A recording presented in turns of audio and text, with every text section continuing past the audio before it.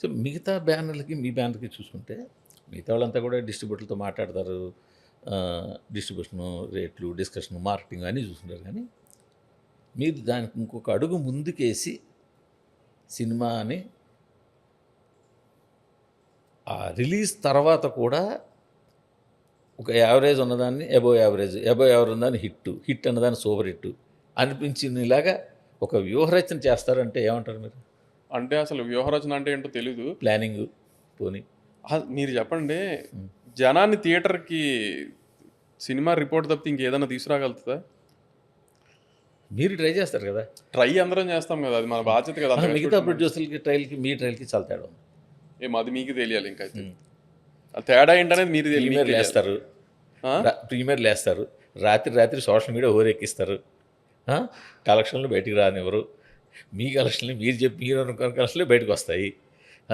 మీరు ఎంత అనుకుంటే అంతే వైరల్ అవుతాయి. సినిమా ఇదంతా ఒక చాలా థియేటర్ అంటే ఈ ఎక్సర్సైజ్ మిగతా ప్రొడ్యూసర్లు ఎవరు చేస్తున్నాడు నాకు అనిపించలేదు. నా ఎక్స్పీరియన్స్కి జనం రావడానికి కలెక్షన్లకి ఏం సంబంధం ఉందండి? కాదు, ఈ ఎక్సర్సైజ్ మిగతా ప్రొడ్యూసర్లు చేస్తున్నాడు నాకు. సార్ నేను ఫస్ట్ టైం పెయిడ్ ప్రీమియర్స్ అని మాసివ్గా, ఇప్పుడు అడివిశేష్ లాంటి వాళ్ళు, గూఢాచార లాంటి సినిమాలు కానీ, లేకపోతే ఒక్కొక్క షో వేశారు మీడియాకి బిఫోర్ రిలీజ్. అలా కాకుండా మీడియాకి చూపించడం ఎందుకు, ఒక్కళ్ళకే ఎందుకు చూపించడం, పెయిడ్ ప్రీమియర్స్ వేద్దామని ఒక 70-80 షోలు పెయిడ్ ప్రీమియర్స్ సార్తో మొదలుపెట్టాను. నేను ఫస్ట్ వేసింది సార్, దాని తర్వాత ఆదికేశవ, దాని తర్వాత లక్కీ భాస్కర్, దాని తర్వాత ముందు మ్యాడ్, దాని తర్వాత నేను ఎప్పుడు ఆదికేశవ సినిమా బాగాలేదు, ప్రీమియర్స్ కూడా బాగాలేదు అని చెప్పారు, అయిపోయింది.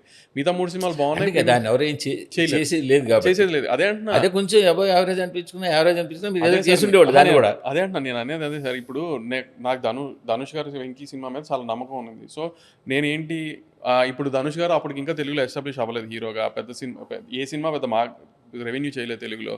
సో మేమేమనుకున్నాం, మనం సినిమా మీద వెరీ కాన్ఫిడెంట్గా ఉన్నాం. సో జనానికి ముందే చూపించేస్తే ఆ టాక్ స్ప్రెడ్ అయ్యి next day morning full show open అవుతుంది అని ప్లాన్ చేసుకున్నాము. అందుకని ప్రీమియర్ చేసాము. అది అలానే వర్కౌట్ అయింది. మ్యాడ్ అలానే వర్కౌట్ అయింది. లక్కీ భాస్కర్ అలానే వర్కౌట్ అయింది. ఎందుకంటే అందరూ యంగ్ ప్రొడ్యూసర్లే సార్. మైతి నవీన్ గారు, రవి గారు, సాకు, సుధాకర్, మీరు అందరూ కూడా. బట్ వాళ్ళెవరూ కూడా ఈ విధమైన ప్లానింగ్ చేయట్లేదు. అంటే మైత్రి పెద్ద సినిమాలన్నీ, పెద్ద సినిమా అంటే చిన్న సినిమా, వాళ్ళు మిడ్ రేంజ్ సినిమాలు బోల్డ్ తీశారు, వాళ్ళు డజన్ సినిమాల దాకా తీశారు. వాళ్ళు రిలీజ్ దాకా ఎంత బేరవాడుకోవడం, డబ్బులు పంపడం, డబ్బులు కట్టించుకోవడం అంతవరకు ఓకే సినిమా రిలీజ్ దాకా. బట్ ఆ తర్వాత మేనేజ్మెంట్ మాత్రం వాళ్ళు ఎప్పుడు చేసినట్టు కనిపించట్లా. అది మీకే తెలియదు, నాకెలా తెలుస్తుంది? ఇంకొక బయట కూడా ఇంకోటి ఆకుంది. మీరు మొత్తం ఒక పాపులర్ ట్విట్టర్ హ్యాండిల్స్ అందరినీ కలిపి ఒక గ్రూప్ పెట్టి మీరు ఏ విధంగా ఏదైతే సోషల్ మీడియాలోకి వెళ్ళాలో దాని ద్వారా పంపించి అదే ఒపీనియన్ స్ప్రెడ్ చేస్తారు అని. ఫోన్ వద్దులేండి, ఫోన్ చూడండి, ఇక్కడే ఉంది, గ్రూప్ ఉందో లేదా, ఫోన్లో గ్రూప్ ఉందో లేదా చెప్పండి. వద్దులేండి. కానీ నేను బయట టాక్ చెప్తున్నాను. అంటే స్పష్టంగా చెప్పాలంటే, అంటే డైరెక్ట్గా బయట వినిపించేవాడు వాళ్ళంటే, నాగవంశీది ఒక పెద్ద మాఫియా. ఓకే, ఏం మాఫియా? అదే మొత్తం అసలు నాగవంశీ ప్లానింగు, నాగవంశీ వ్యవహారం అదొక పెద్ద మాఫియా అని బయట ఉంది. మీరు మాఫియా కింగ్ మీడియాకి. లేదు, మీడియా కింగ్ పోనీ, మాఫియా కింగ్ ఏదో పోనీ. మీరు నా జేబులో ఉన్నారా? లేరు కదా.